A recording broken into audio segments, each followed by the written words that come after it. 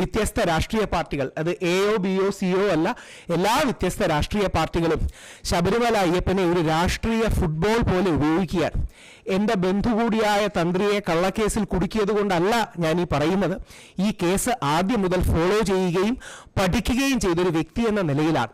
എല്ലാവരുടെയും മനസ്സിലാക്കലിന് വേണ്ടി ശബരിമല കേസിൽ 2 പോസിബിലിറ്റിയേ ഉള്ളൂ. ശബരിമല സ്വർണ്ണ കേസിൽ, അതായത് ശബരിമലയിലെ വാതിൽ പടികളിൽ നിന്നും വെളിയിലുള്ള ദ്വാരപാലക ശില്പങ്ങളിൽ നിന്നും സ്വർണം മിസ്സായിട്ടുണ്ട് എന്ന കാര്യം വസ്തുതയാണ്. പക്ഷേ ആ സ്വർണം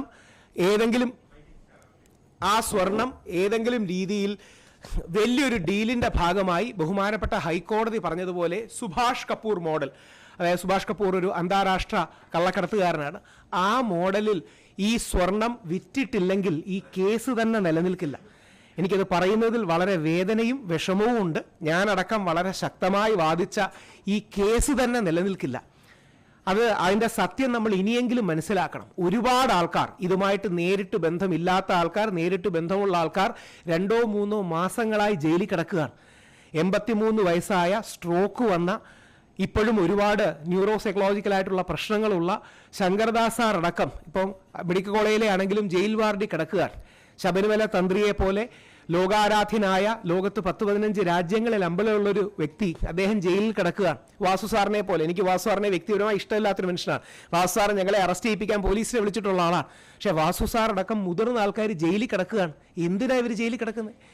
യഥാർത്ഥത്തിൽ ഈ സ്വർണം ഏതെങ്കിലും രീതിയിൽ ഡിവൈൻ വാല്യൂവിന് കോടിക്കണക്കിന് രൂപയ്ക്കല്ല വിറ്റതെങ്കിൽ ഇങ്ങനൊരു കേസ് പോലും നിലനിൽക്കില്ല. അതായത് ശബരിമലയിലെ ദ്വാരപാലക ശില്പങ്ങളിൽ 1.5 കിലോഗ്രാം ഗോൾഡ് ആയിരുന്നു ഉണ്ടായിരുന്നത്. തിരിച്ചു വന്നപ്പോൾ അത് ഏകദേശം 400 ഗ്രാമിൻ്റെ പൂശലായി മാറി. ഇതൊരു ഫാക്റ്റാണ്, കാര്യം നമ്മുടെ തെളിവുണ്ട്. 2.5 കിലോഗ്രാമോളം വാതിൽ പടികളിൽ ഉണ്ടായിരുന്നു എന്ന് പറയപ്പെടുന്നു. തിരിച്ചു വരുമ്പോൾ 400 ഗ്രാമായി. ഈ 2-3 കിലോഗ്രാമിന് വേണ്ടി മുമ്പത്തെ ദേവസ്വം ബോർഡ് പ്രസിഡന്റുമാരോ തന്ത്രിയോ മന്ത്രിയോ ഒക്കെ ഈ രീതിയിൽ ഏതെങ്കിലും കള്ളത്തരമോ കൊള്ളയോ കാണിക്കുമെന്നാണോ നമ്മൾ പറയുന്നത്? അപ്പോൾ ഇതൊരു രാഷ്ട്രീയ ആയുധമായി അങ്ങോട്ടും ഇങ്ങോട്ടും മാറി. പോറ്റിയെ കേറ്റിയെ പോലുള്ള പാട്ടുകൾ വന്നു, തദ്ദേശ തെരഞ്ഞെടുപ്പിൽ തിരിച്ചടി വന്നു. അപ്പോൾ CPM കാണുന്ന ഈസിയായ വഴി ഞങ്ങളുടെ ആൾക്കാരെ മാത്രം കുറ്റം പറയേണ്ട, തന്ത്രിയെയും കൂടെ പിടിച്ചകത്തിടാം. തന്ത്രിയെയും കൂടെ പിടിച്ചകത്തിടുകയാണെങ്കിൽ ഞങ്ങൾക്ക് നേരെയുള്ള ആയുധത്തിൻ്റെ അല്ലെങ്കിൽ മൊനയൊടിക്കാൻ കഴിയും. നിങ്ങൾ ആലോചിച്ച് നോക്കുക, തന്ത്രിയുടെ വീട്ടിൽ നിന്ന് വാജിവാഹനം റെയ്ഡ് ചെയ്ത് കണ്ടെത്തി എന്നൊക്കെ നിങ്ങൾ കേട്ടുക. ഹൈക്കോടതിയുടെ അനുമതിയോടുകൂടി ഹൈക്കോടതിയിൽ റിപ്പോർട്ട് സമർപ്പിച്ച് ഹൈക്കോടതി അംഗീകരിച്ച റിപ്പോർട്ടിന്റെ ഭാഗമാണ് തന്ത്രിയും വാജിവാഹനവും, തന്ത്രിക്ക് കൊടുത്തുവിട്ട വാജിവാഹനവും. അതായത് അന്നത്തെ അഡ്വക്കേറ്റ് കമ്മീഷണറായിരുന്ന കുറുപ്പ് സാറിന്റെ 6 ഇടക്കാല റിപ്പോർട്ടിൽ 5ാമത്തെ റിപ്പോർട്ടിന്റെ ഭാഗമായിട്ട് തന്ത്രിക്ക് കൊടുത്ത കാര്യങ്ങൾ ഹൈക്കോടതിയെ അറിയിക്കുകയും ശ്രീ കുറുപ്പ് മികച്ച രീതിയിൽ പ്രവർത്തിച്ചു എന്ന് ബഹുമാനപ്പെട്ട ഹൈക്കോടതി രേഖപ്പെടുത്തുകയും ചെയ്ത കാര്യങ്ങളിലാണ് തന്ത്രിയെ അറസ്റ്റ് ചെയ്തിരിക്കുന്ന ഗ്രൗണ്ടിൽ 1.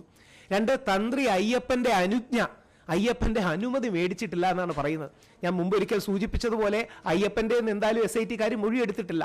2, ജസ്റ്റിസ് ബദറുദ്ദീന്റെ ബെഞ്ചിൽ കഴിഞ്ഞ ജാമ്യം നിഷേധിച്ചുകൊണ്ടുള്ള, ബാക്കിയുള്ളവർക്ക് ജാമ്യം നിഷേധിച്ചുകൊണ്ടുള്ള വിധിന്യായത്തിന്റെ 81ാം പേജിൽ അദ്ദേഹം എടുത്തു പറയുന്നുണ്ട്, യഥാർത്ഥത്തിൽ തന്ത്രിയോട് അനുമതി ചോദിച്ചു തുടങ്ങിയ കാര്യങ്ങൾ ദേവസ്വം ബോർഡിലെ ആൾക്കാർ പറയുന്ന കള്ളമാണ്.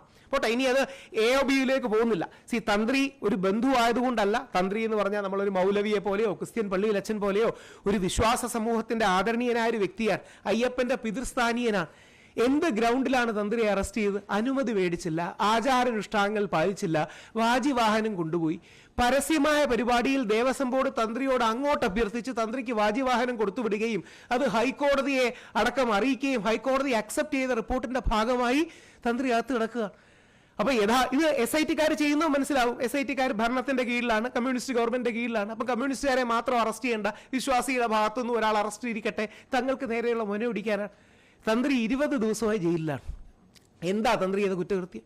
20 ദിവസമായി ജയിലിലാണ്. ബാക്കി പല ആൾക്കാർ 90 ദിവസവും 80 ദിവസമായിട്ട് ജയിലിലാണ്. ഇതുവരെ കുറ്റപത്രം സമർപ്പിച്ചിട്ടില്ല. എന്ത് കുറ്റകൃത്യം നടന്നു എന്നാ പറയണേ? ഇനി 2, അതുകൊണ്ട് അഭ്യർത്ഥന, വാജിവാഹനമടക്കമുള്ള വിഷയങ്ങളിൽ SIT ഹൈക്കോടതിയിലെ റിപ്പോർട്ട് അടക്കം മറച്ചുവെച്ച് മാധ്യമങ്ങളെ തെറ്റിദ്ധരിപ്പിക്കുന്ന കണ്ടു. നിങ്ങൾക്കറിയാലോ, SITക്ക് റിപ്പോർട്ട് കിട്ടുന്നതിന് ഒരു ബുദ്ധിമുട്ടുമില്ല. ഹൈക്കോടതിയുടെ അനുമതിയോടുകൂടിയാണ് തന്ത്രിയിടയ്ക്ക് വാജിവാഹനം കൊടുത്തുവിട്ടത്.